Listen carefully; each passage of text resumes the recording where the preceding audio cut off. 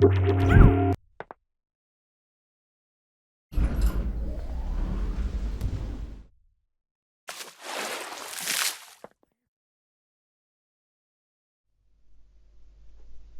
time has come then in this video to take a look at Genoma. As was mentioned and promised in the promo video for this whole series, we're going to examine Genoma from the point of view of using it as a rigging tool in Lightwave, in much the same way we've seen all of the other rigging tools used. There are a couple of good reasons for doing this. Number one is the fact that, of course, if you're just looking for a tutorial, how do I set up a biped, how do I set up a quadruped using Genoma, then there's plenty of stuff for that. There's the tutorial in the Lightwave manual, and of course there are the video guides on YouTube on the Lightwave official 3D channel. To that end, I've never been particularly in favour of just replicating what's already out there in the manual or online for free and passing it off as a commercial tutorial. The second reason is that Genoma doesn't do any kind of special magic. It's not some special rigging plugin that's somehow different or divorced from Lightwave's regular toolset.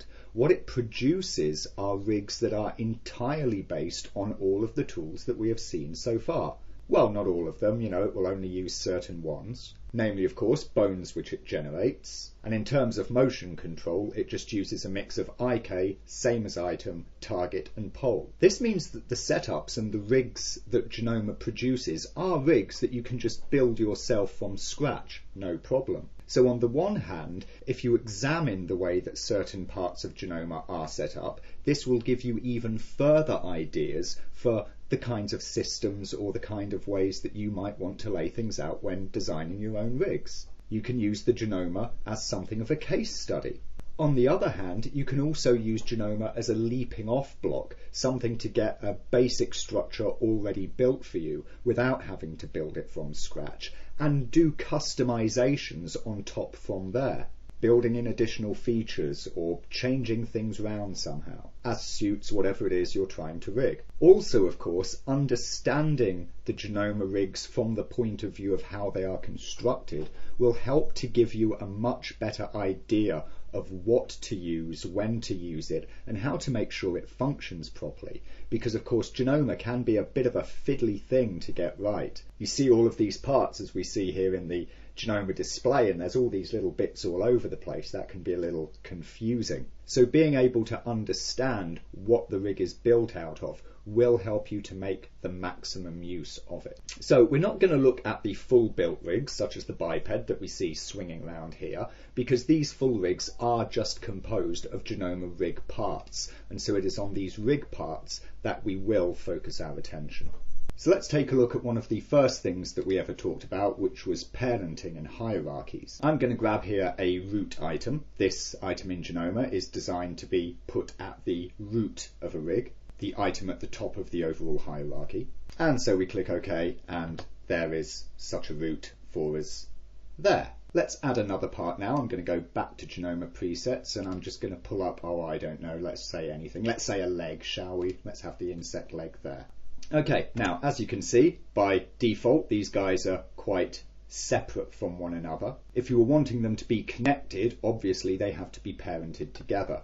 And basically parenting in Genoma is exactly the same as we saw for skelegons. It's all about how things are welded together. So if I take this vertex here and then the beginning vertex of the leg there, and I just weld them off like that, the two parts are now hooked up and connected to one another, and you can see as a result of this they behave much like skelegons did, and so this gives us our parent-child relationship. There's also another interesting way in which you can do parenting in Genoma, and that's when you add stuff. If I select the root item here, or just select its connector point at the end there, and I go back to Genoma presets and I add some part, let's just say an arm here, click OK, boom, immediately it is already hooked up and connected for us. So you can pre-select the end of one bit that you want the next bit to be parented onto before you add it, and the parenting will come in automatically for you like that. Now I mentioned skelegons for a very important reason, and it's an important thing to understand when you are working with Genoma, when you are welding things together, setting up hierarchies and so on and so forth. And that is the fact that Genoma parts, as we see them here, are skelegons. They are the same skelegons that have been in Lightwave for as long as Lightwave has had them. The only difference is that we have this new icon, this visual draw style for them. You'll see that if I take my saved off bit of Genoma stuff here and I pop it open in an earlier version of Modeler, hey look, it still opens and you can still see the same colours, but what do we obviously have here?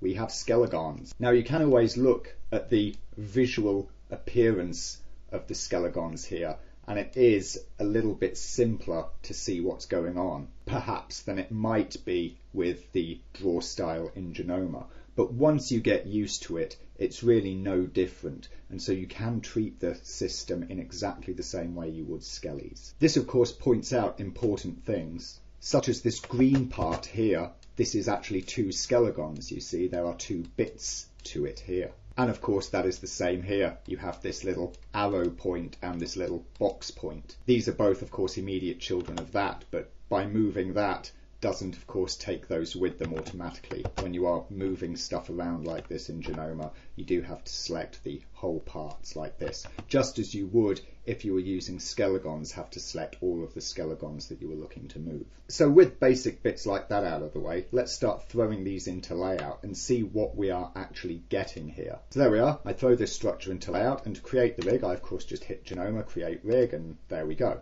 We can see that it's all set up for us, and what we have here basically is just a simple little IK arm. Okay, this is just functioning on good old regular IK. What do we see down here? Well, this is a pole vector control there, swings our arm around just like this, just like regular IK. And this is indeed what it is. We have one bone here, which is of course operating on IK, in this case on its pitch channel. The same here at this bone, IK on its pitch channel. And then of course up at the top of the IK hierarchy you have the IK plane bone, which targets toward the goal item and of course banks toward the pole item, which is down there. We can see under here that with the goal item we have end appendage parts that are obviously constrained in to the goal space. So there's that little match goal set up at the end there. And so of course you would attach a hand or a flipper or whatever it is that the character tends to have at the end of their arm that you are rigging would be attached there. You would weld it off to the appropriate part in Modeler. Notice here this is the controller item for our root. This of course, if you'll recall, was our root bone, and we see that it's just using same as item to this root controller there. What of course you might want to note is the position of this controller, because if we click back to Modeler, what do you know, it's in the same position as this thing was. And that's what these little boxes are that you see in Genoma. These little square things with the little handle there sticking out like a dynamite pusher. These allow you to position where controllers for things will be. In this case, FK controllers. It's the same as item relationship, but it is constrained on FK. You'll notice I can also size this thing. If I save that, pop back to layout, and I do the Genoma update rig, the rig is updated, and look what's happened. My controller has now gone to the position I asked it to be at, and it's also resized. So stuff like that you can set up in Modeler as well. Now of course we took note of the IK plane bone that existed in the IK here, and just like regular Lightwave IK, Genoma must be planar. It must have its IK on a plane. The interesting thing to note about Genoma in this regard is the fact that it will figure out where this plane is for you. So if I take this midpoint, the elbow, and I just sort of shove it off somewhere, like that, clearly this is a two-bone system. It is still, when viewed from the right angle, a plane. It is a line. All triangles are planar. And so if you save it just like this, head back to layout and update rig again, then what do you know?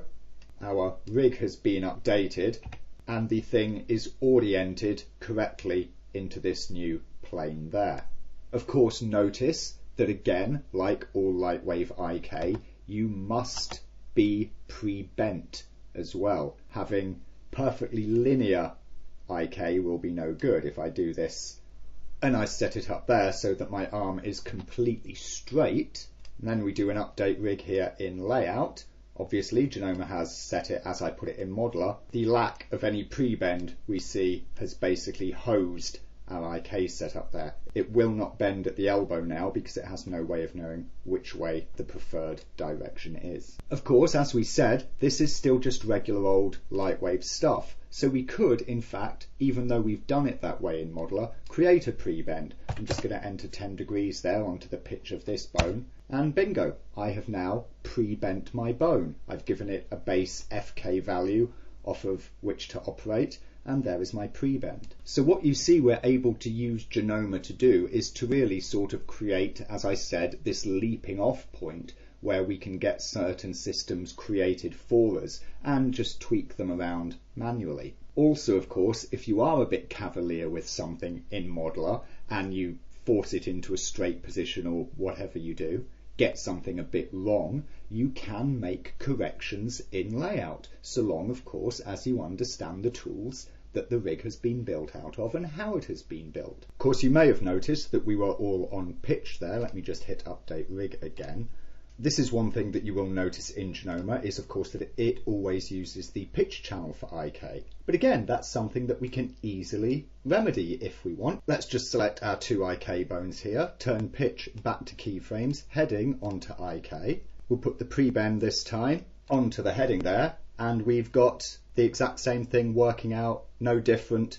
We've just switched the IK to work on heading instead of pitch. There's no way that you can tell Genoma to do this, there's no adjustment in model or whatever, but it's a very simple adjustment to make for yourself. So with a lot of these basic ideas down, let's have a look at some of the presets themselves to see what's actually going on. The first set I'm going to mention here are the spines. The initial Genoma implementation, of course, came in 11.5, which predated the new spline control that has been added since. As such, these spine parts were really just sort of placeholders. You have a bunch that are designed to be used on IKB. They are effectively just FK chains with the intention that they're animated using the IK boost system. Now that may all be well and good, but quite frankly, mixing up animation between IK boost and regular Lightwave system, it's another bad workflow break. I really wouldn't recommend it. As for the other two spines, Spine 01 and Spine 02, you'll notice that they say still experimental. These are the spines that we saw back in the IK videos when we were looking at long chain IK, and I showed the example of the one with multiple goals that used IK-FK blending to try and soften things out. That's what these guys are. As such, when it comes to spines, for the minute, I'd just ignore these and stick to the chain FK controls. Doubtlessly, of course, now that we have spline control in Lightwave, it won't be long before we get updated Genoma presets that do function off spline control. Just sadly, they don't exist quite yet, so I can't demonstrate them to you. So let's look at the simple FK controls here.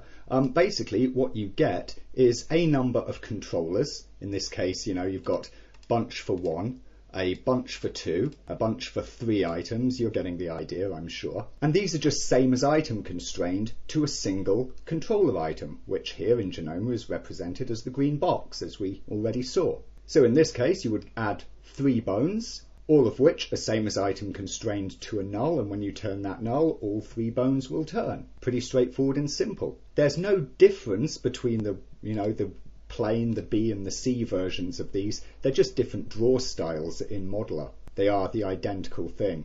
All of these are the same thing, all 3 2s are the same thing, and so on. You then have the symmetry control, which is 2 FK controlled items which are linked to a single same as item controller there, and so these will transform symmetrically against one another. The arms here, these are all IK. If you were wanting something like an FK arm, you would just use the FK2 piece and perhaps lose the same as item controller manually. Otherwise, these limbs are all preset for IK here, and they all produce the exact same setup. The only difference is that you've got allowances for where the IK goal and the pole vector control go.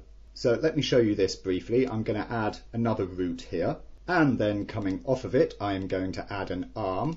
I'm going to add the arm 03 here, which has the option for parenting. You'll notice, of course, that the orientation of this in the window has gone a bit funny.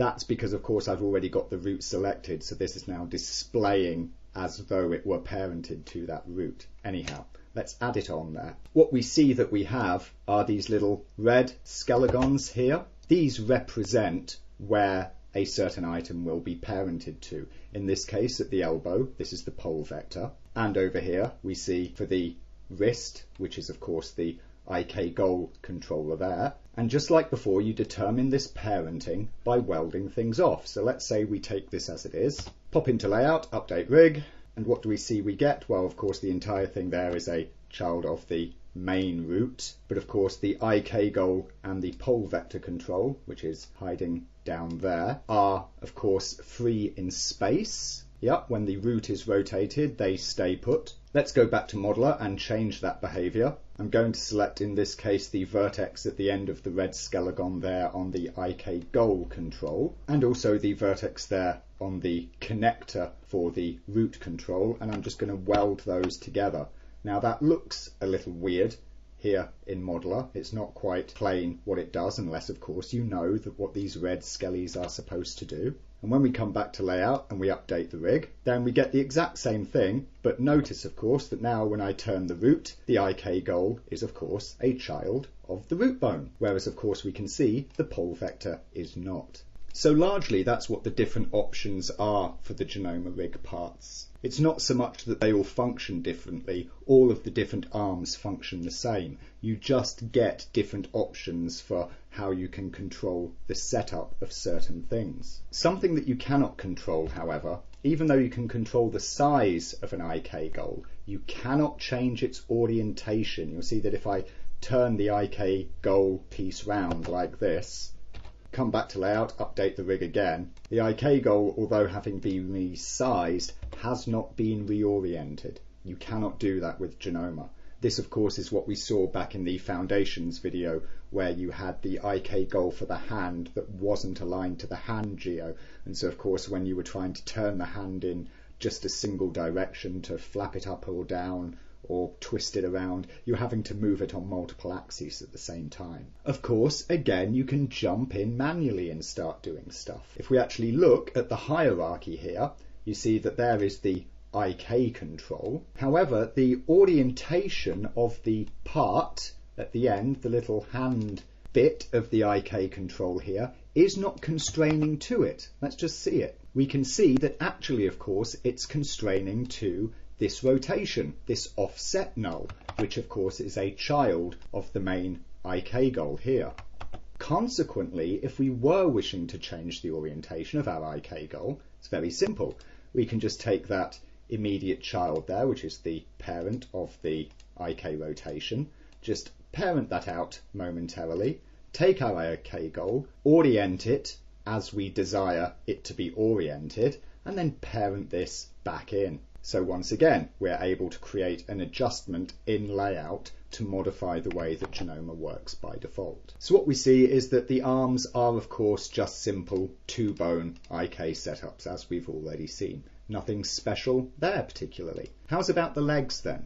Well, you'll see that many of these are of course designed for different types of creatures and of course have different appendages readily attached for them. So we have a quadruped style leg, we have a biped style leg which includes the foot. With arms we have separate arm and hand rigs. We don't have this for legs. We only have whole made legs. And then you have these generic three-piece IK legs like this. Let's take a look at one of those. So we've got this guy here, it's just a simple three-piece IK leg. Bring it into layout, update our rig again, and there it is. We've got this, three-bone IK setup here. How is this functioning? Well, again, it's not really a three-bone IK setup. We saw back in the IK video how you can do different numbers of bones on IK and so on. And what we see here is that actually it is this bone that operates on IK and this one, but you'll notice that this bone's immediate parent is unaffected by IK of descendants. This up here is not using IK, rather it is targeted. It's targeted to this item. So what we get is this controls the press of the IK chain, whilst below it you have a standard two-bone IK setup. This target item, this knee target, if you will, is subsequently a child of the main IK goal. You see, of course, it moves with it. This is why, when you move the IK goal, you appear to get a 3-bone bend. Because, of course, whilst the IK movement is causing these bones to be affected, this null is also being moved around, which causes that to retarget, and so you get an overall solve for the whole chain. We can see how this is actually set up as well in Modeler here by looking at the crux point of that joint up there. We saw, of course, just there in layout that there was this little orange bone between the two, and that's what we see here. The two bones aren't welded together at the exact same point, and indeed if you were to take this vertex and weld it to that one, it would break the Genoma setup, because Genoma is expecting there to be an in-between item here that's terminating the top of the IK and representing the base of the target item. If you wanted to get rid of that little offset, then that's easy enough to do. You can just select the vertex and just move it like this, so as that becomes so tiny that the 2 points are effectively on top of one another. Update our rig in layout, we get the updated, and we see that now our joint is pretty much dead bang there. The important point is that I simply moved that joint. I did not weld those two vertices together. That would have broken things. Let's try this a different way. I'm going to go back into Genoma presets, and I'm going to come down to muscles targets. This isn't just muscles, by the way. You also have targetable items here. Singular items as well as dual targeted items, which are of course intended to be used for eyes most commonly, where you would have two items next to one another targeting. But of course, not necessarily so. These could be two, this could be a double-barreled gun or something, encampment, emplacement, that you wish to always target the same point. Any which how, I'm going to take just a single target here. Okay, we'll drop that in, and with it still selected, I'm going to come back to Genoma presets, go to rig parts, and I'm going to choose an arm. Get my simple little IK arm there. That gets bolted onto the end. I'm going to grab the sort of elbow bit there, move it up this away like this. Going to grab that point there and bring that out, something like this. Grab these guys, bring them down, say something like that. Okay, so you see what I've got? I've got a target item and two IK items, or a two-part IK chain. Save that off. Do the good old update in layout. Genoma rig updated. Righty-ho, what have we got? It's turned the other way because that's how I had it in Modeler. But what you see we have is the control target here, and we have the IK control here. So if I just take that control target, I can move it out directly there on its parent space Z, so it stays in line. Take the parent item for that, of course, and just make it a child of, well, let's say the IK rotation, shall we? Put it right at the bottom there. And look at what we've done. We've essentially replicated that three-piece structure in exactly the same way. Target item at the top, two-bone IK chain underneath. However, it's also important to note that there are places where Genoma doing this whole autoplanarity thing really sort of messes you up. Most specifically of all, that's when you have a kinked limb. Hopefully you'll recognise this from earlier, which is this cartoony limb, which sort of needs to be rigged with a bit of a kink in it. The joint positions for the hip, knee and ankle don't fall on a straight line. You see, we need to have the hip slightly offset from what would be the plane here. But we still need the knee to work exactly in this plane. Now, whilst we can do this with manual rigging, of course, there's a few little cheats and workarounds for it that you can do. We can see what, of course, happens when we try and use Genoma in this instance. So I'll just fit a simple two-bone Genoma structure in here. We'll put that point at where the hip needs to go, which is there. We'll then grab all of this here and move it across to fit it into the knee position like that. Okay, so there we see we have the, joint structure set up the way that we desire to have it. And of course we've got the pre-bend to the knee, as we ought to have. Once we create the rig in layout, whilst it all, sets up more or less fine, the problem that we have is, of course, that the rotations in the Genoma rig are not lined up the way that we need them to act. Consequently, when we bend the knee, we can see that it is not bending in line, and the whole limb is doing this sort of a thing here, which is quite clearly incorrect. You can pole it back around, but of course that only twists you off from the hip. This, of course, is because Genoma has oriented the IK plane to be here, and so the knee is not pivoting in a front to back rotation, it's on an angle. Of course, you might notice that we can go further with this. Genoma does create a lot of extra little items, bones and so on and so forth, which aren't entirely necessary for the rig. They're used by the plugin to make sure that, all of the pieces get put in exactly the right spot. Since I've changed this, I'm just going to hit Update Rig again, so as we can get it back to its initial state there. And we can see the things that we can change, such as we have the pole item here, which is the pole for the 2-bone IK system there. This exists under a bone and under another thing, but we don't really need that, so I can just put the pole under the master, clear away that unnecessary stuff. We can see stuff like this little bone here is clearly not affecting anything. That can go away. This target control for that top bone there, well, we wanted that to be a child of the IK control, so we can parent that in there and of course, get rid of its initial parent, putting the control target out somewhere where we want to be able to see it a bit easier.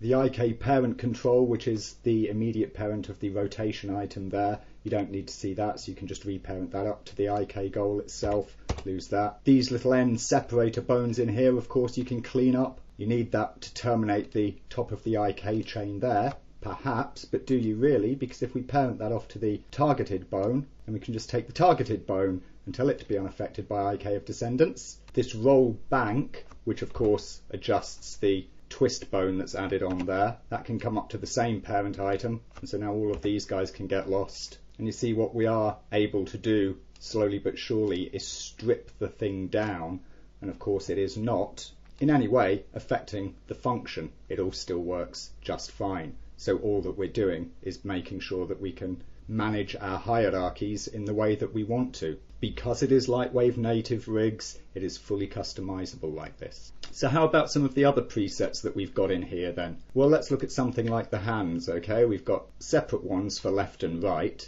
Let's just take the left for now. If we take this hand here, do an update rig over here in layout, this gives us the hand. And what we have, of course, is this hand control that we saw way back in the Foundations video, where you have a single control to control an entire finger, like this. Which is grand, it's nice, it's quick, it's, simple to use and pose, but of course we saw that in certain situations there are downsides to that, because there are poses that are unachievable using this kind of a setup. So we might opt instead, when using a hand, to use the version 2 of a hand, which gives us one control per finger. So we'll set that guy up, and we see that we do indeed have one control here per knuckle, which is nice and ideal. And of course it allows us a full range of posing options. Of course this has the downside that we also mentioned, that you wind up with all of these controls to have to animate. You can, of course, when you want to animate an entire finger, just block select them like that and animate the whole finger in this fashion, which is nice and easy. But you might also find yourself in a situation where you've got a character that you want to set a hand up for, and maybe in some shots you need a nice sort of detailed action on the hand where you do need knuckle by knuckle control, but perhaps in some other shots a simpler, looser rig is what would be required. Should you make two versions of the rig and have to juggle them about? Well, not necessarily, because what you could do is you could set up the entire rig using this hand, and then for the scene or version where you desired to have much simpler control, you could just add a controller, like this fella here that I've just cloned off, and who I'm going to find there and rename just as I can find him easily again. And you could then take either all of the finger controls for one finger or even the controls for the entire hand. Go to your controllers and limits, set the rotation item for all of these things to be that new controller that you've just created, chuck them all over to same as item, and now of course this control drives all three of those controls, which in turn drive the knuckles of the finger. So you can very easily adapt this more complex rig down to the more simplistic version without having to maintain two different rigs. And really, there we have it. We could continue on and go through example after example after example after example of all the different ways that you could build things like this using Genoma, again just as we could for any of the other rigging tools. And we will of course see in the practical project section of this training, various bits of rigging done with Genoma as well. The main point that I want to try and communicate for working with it is that which I've said since the start, using Genoma as a rigging tool. Once you start to think of it like this, once you start to think of it in terms of the systems it produces, a 2-bone IK structure, a targeted structure, a 2-bone IK with a targeted parent, a 2-bone IK with a targeted child. Once you start seeing it in terms of these small component systems that you connect together, it is then that you can start to put it together in a way that conforms to the kind of rig you need, and of course falls back into what we've been saying since the start in Foundations about the theories and ideas that go behind rig design, building an efficient rig, making sure that the controls and animator needs are there, and so on. Thus, once you take Genoma and reject the idea of it as an auto-rigger that does all the work for you, and instead embrace it as a rigging tool that allows you to design your own rig and control structures, this is when you unlock the true power of the system, as well as its flexibility and the amount of stuff you can truly do with it.